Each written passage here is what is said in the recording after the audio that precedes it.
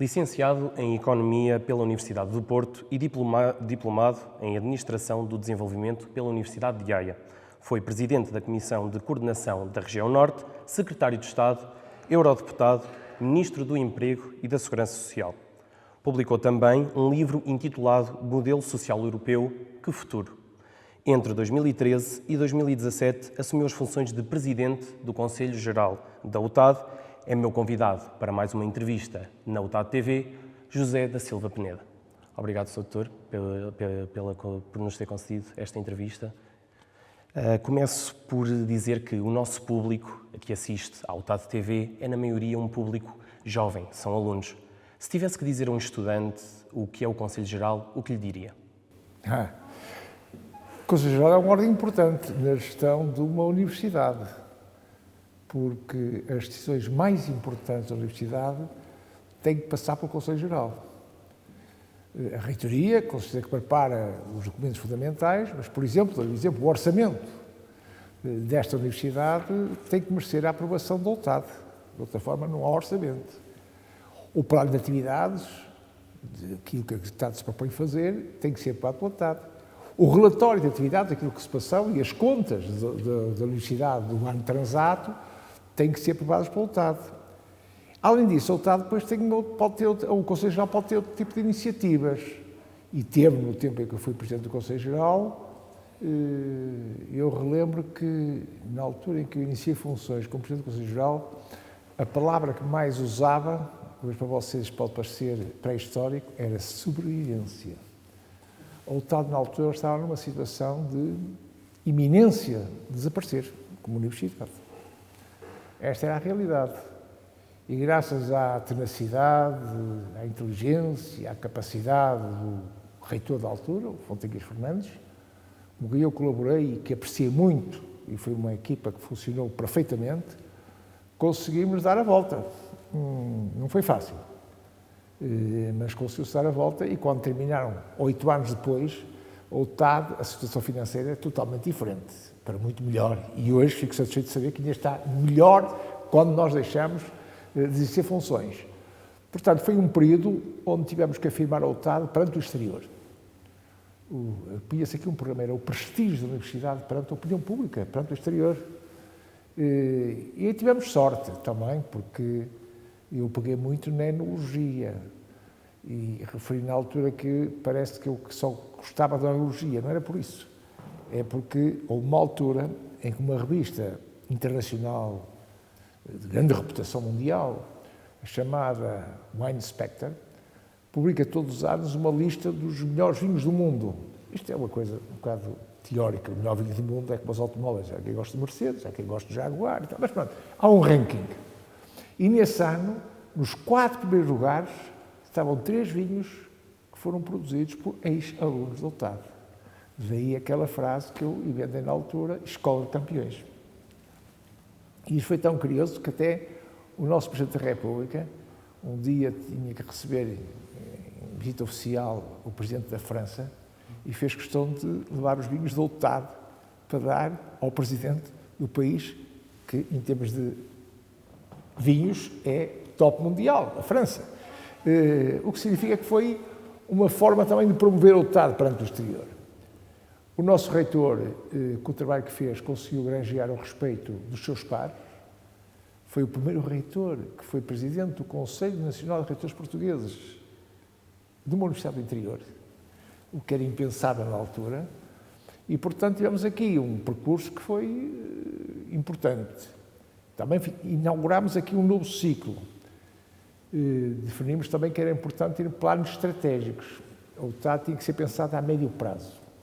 E então definimos aqui quais eram no Conselho Geral, quais eram os objetivos, quais eram os instrumentos de avaliação, porque não basta apenas definir objetivos, é preciso saber como é que são avaliados os objetivos e como é que são alcançados.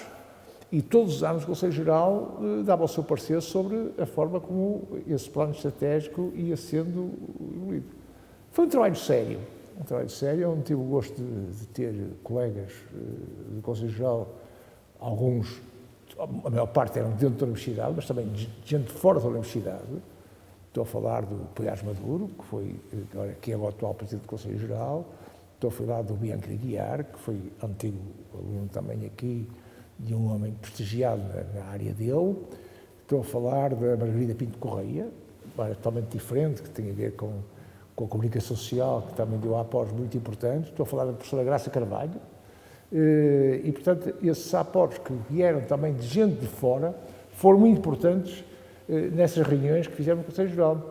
Portanto, eu entendo que, na altura, teve um papel importante, mas melhor do que eu, o Fontinhas Fernandes é que pode fazer essa análise, porque ele beneficiou muito, eu julgo que beneficiou muito, da análise crítica. Não eram reuniões pacíficas, havia observações, havia críticas, havia pontos de vista diferentes. Não, discórdia não, porque eu não me lembro de haver votações, votos contra. Normalmente as pessoas acabam por arranjar um consenso e normalmente as votações eram feitas por unanimidade e as pessoas acabam por ter um consenso, eram pessoas inteligentes, capazes, entendiam, e foi sempre possível estabelecer compromissos nesse tipo de reuniões. E depois de tudo o que já me contou e de desempenhar tantos cargos políticos nacionais e europeus, qual foi o maior desafio que enfrentou enquanto Presidente do Conselho Geral aqui na UTAD? Foi o primeiro que eu lhe disse, sobrevivência. Foi o primeiro.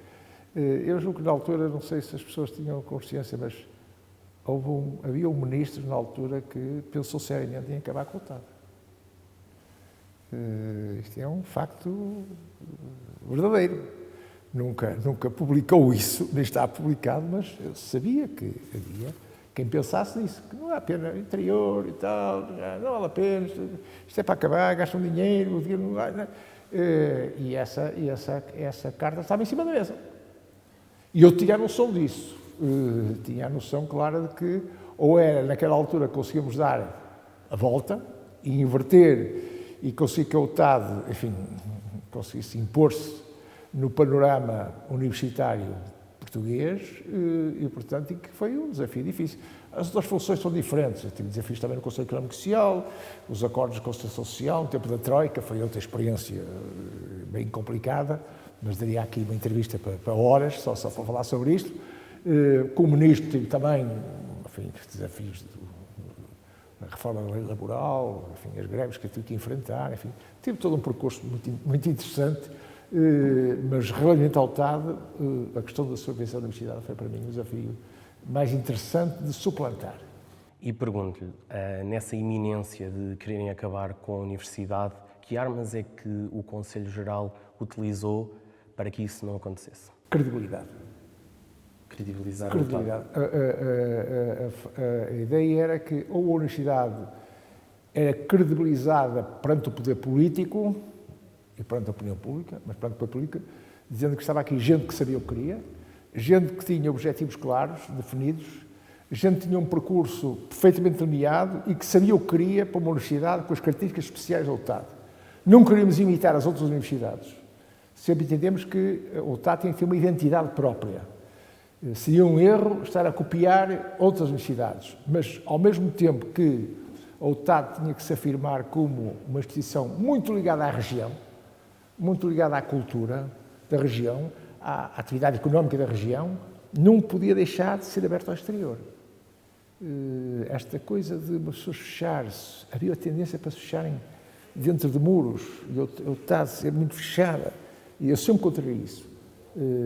Uma instituição hoje como uma universidade, se não tem relações com o exterior, e especialmente com os centros de excelência do melhor que há, definha e acaba por morrer. Portanto, ao mesmo tempo que é preciso conciliar a instituição com a relação à comunidade onde está inserida, é preciso ter uma visão muito clara de que eu tenho que ter relações com centros de excelência e de investigação do interior para dentro do UTAD. Eu ainda tenho um sonho, deixa de ser Presidente do Conselho Geral. Uma região como esta, o Douro, o vinho, a vinha, eu não encontro nenhuma razão para que nesta zona não haja um centro de excelência de nível mundial na área da investigação sobre a vinha e sobre o vinho. O Douro tem todas, é a região marcada mais antiga do mundo, produz vinhos, graças ao UTAD, de grande qualidade. Não há razão nenhuma para não existir aqui um centro, como existe em Bordeaux. de grande afirmação, que estão a dar passos nesse sentido, com o laboratório colaborativo, que foi o Fernando na altura que eu, mas eu julgo que tem que se caminhar no sentido de o Estado se afirmar com um polo de conhecimento nesta área de nível mundial. E já vamos falar sobre a ligação da UTAD ao território e ao exterior mais à frente, mas agora vou pegar em algo que disse sobre os resgates financeiros que houve, que o seu mandato foi entre 2013 e 2017, período no qual a situação do país foi das mais diversas. Tivemos um pedido de assistência financeira e em 2015 houve um novo governo. Como é que este ambiente influenciou o seu mandato na presidência do Conselho Geral? Não teve alteração em relação àquilo que queríamos. Nós sabíamos o que queríamos, a nossa mente estava bem direcionada em relação aos objetivos e, portanto, essas alterações não provocaram nenhuma alteração na estratégia do Conselho Geral. Deram mais trabalho, porque gente nova tinha que se explicar do princípio, o que era o TAD, etc. Mas nunca houve nenhuma, não me lembro, nenhuma inflexão, nenhuma alteração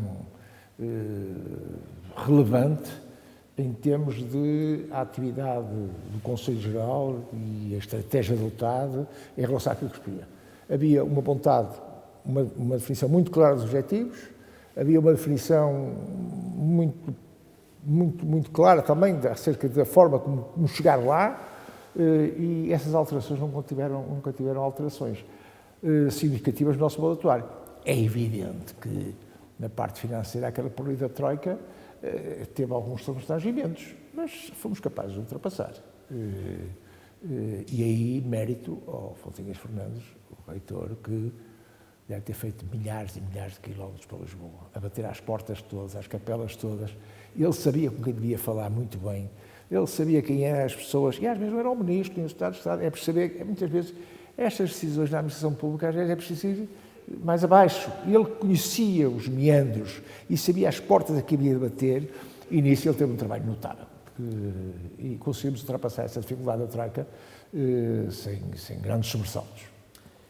No seu percurso, enquanto Presidente do Conselho Geral, assistiu e, digamos, presidiu a vários doutoramentos honoris causa, como ao ex-selecionador nacional Fernando Santos e a Miguel Cadilho. No próximo dia 22 é a sua vez.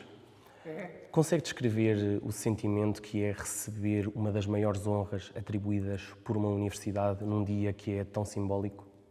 Essa pode ser que é uma grande honra. É uma grande honra, é um sentimento de gratidão. A Universidade entendeu, os órgãos da Universidade entenderam o galardão. É um dia muito especial para mim, como compreenderá, ter este galardão e fazer parte de uma fileira de pessoas notáveis que recebeu este galardão. Portanto, só posso dizer que me sinto muito honrado e muito agradecido e muito grato pela Universidade de me conferir este galardão. Sente que é uma espécie de recompensação do trabalho desenvolvido ao longo destes anos? E sim, não posso ser eu a responder a esta questão, mas de facto há uma ligação que fica depois destes anos todos de trabalho, é o TAD. De hoje, com a minha mulher, passeámos aí e o TAD, que eu conhecia há 8 anos, eu conhecia o TAD desde o princípio, ainda eram pré-fabricados, que havia no TAD há 30 anos, há 20 anos, desde o princípio, mas o TAD hoje é uma coisa, estes campos, e agora na primavera, hoje, os passarinhos a cantar, a parte arbórea como está cuidada, como todo este parque está cuidado, é realmente um luxo hoje. Dá-me vontade de ser estudante, se eu pudesse matricular-me outra vez aqui no TAD para elogiar. Isto é um privilégio hoje é um privilégio ser aluno do TAD. E é importante que o país conheça isso. Eu não vejo universidades como têm um ambiente tão acolhedor e tão interessante como tem o TAD hoje.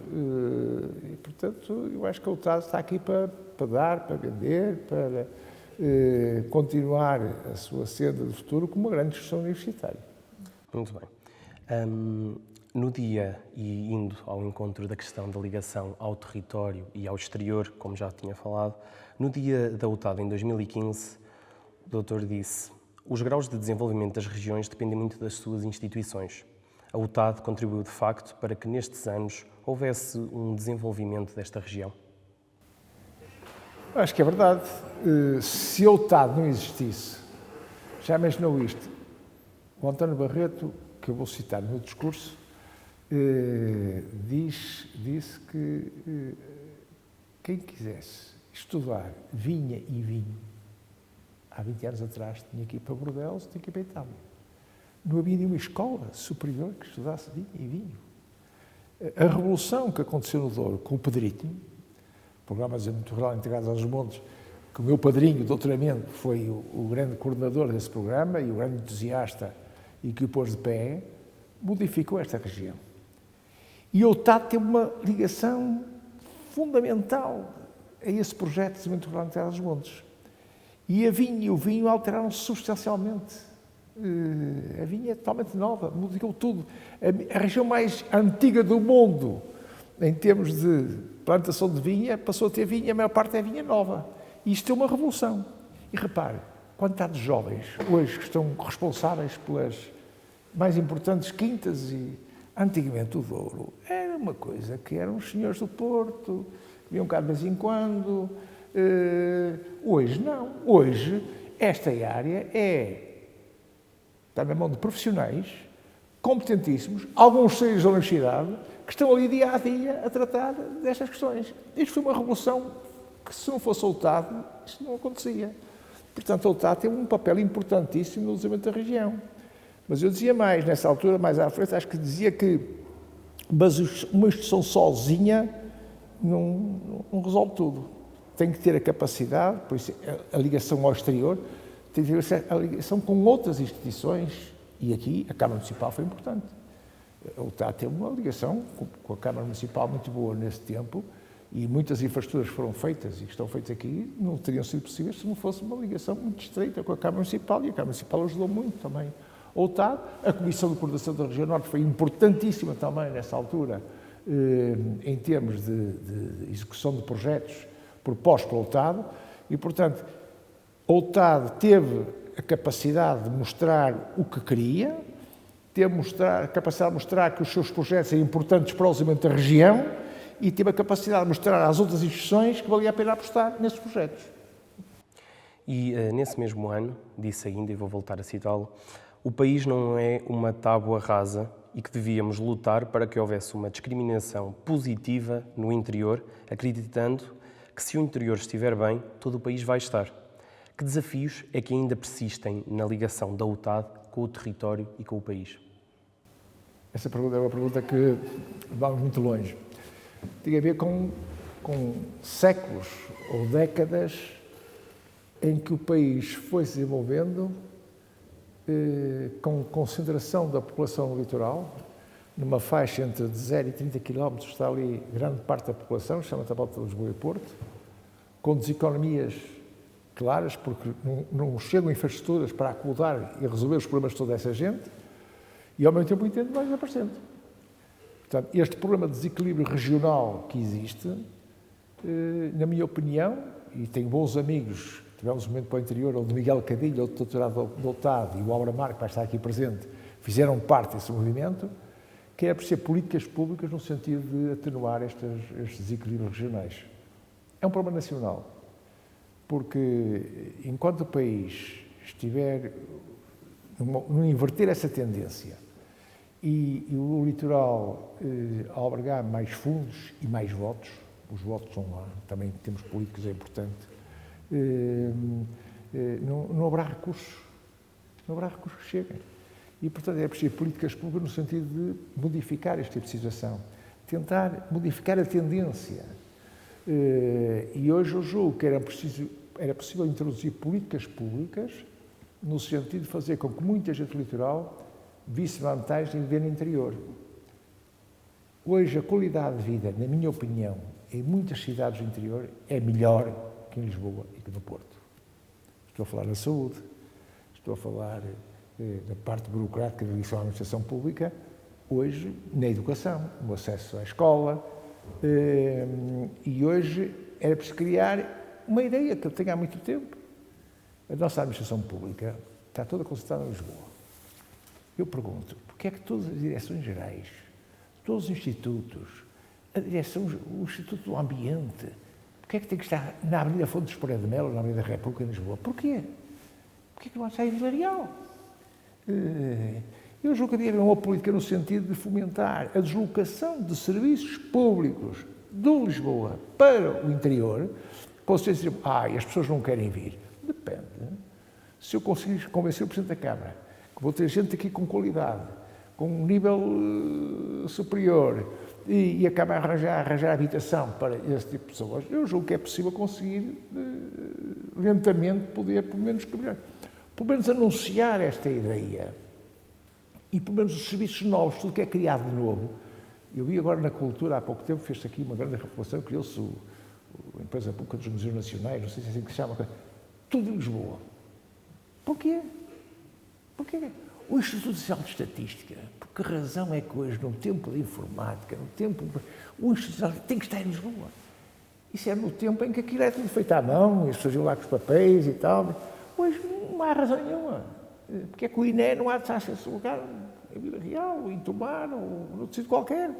E, portanto, eu julgo que mesmo as próprias políticas públicas e mesmo a administração pública tinha que ter uma reforma. Já não vou falar da regionalização, que é um assunto mais complicado, que também podemos falar, mas em termos de medir. E depois, a parte fiscal.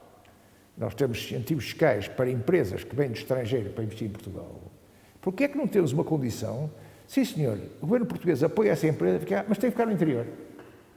E tem que haver capacidade de persuasão de quem está no governo dizer à empresa, olha, o interior hoje no Alentejo, Beja, Évora, mesmo Vila Real, são 200 quilómetros, são 100 e poucos quilómetros, aqui ao Porto. E haver essa capacidade, porque é que vai ficar tudo...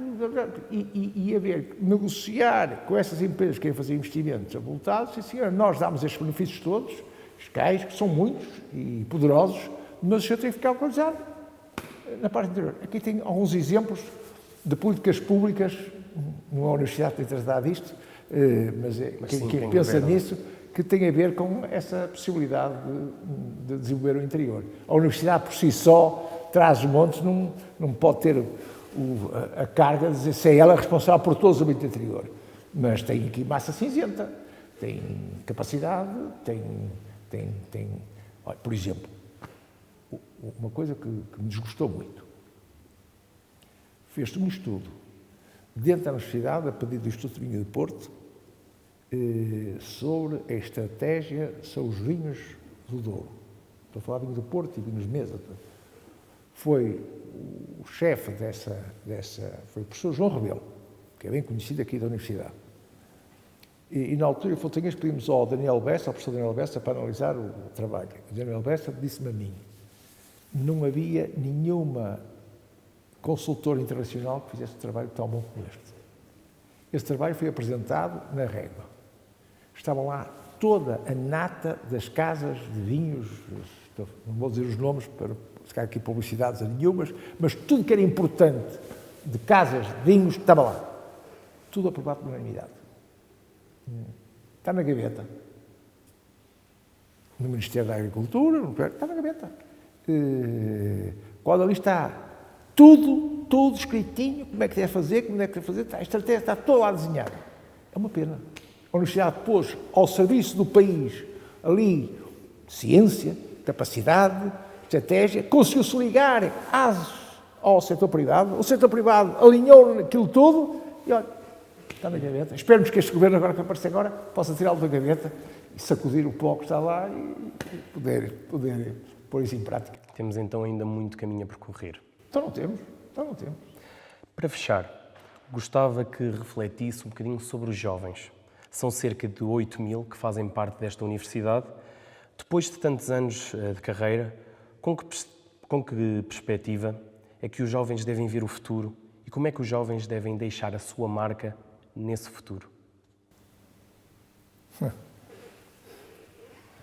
Eu tenho aqui uma visão dual.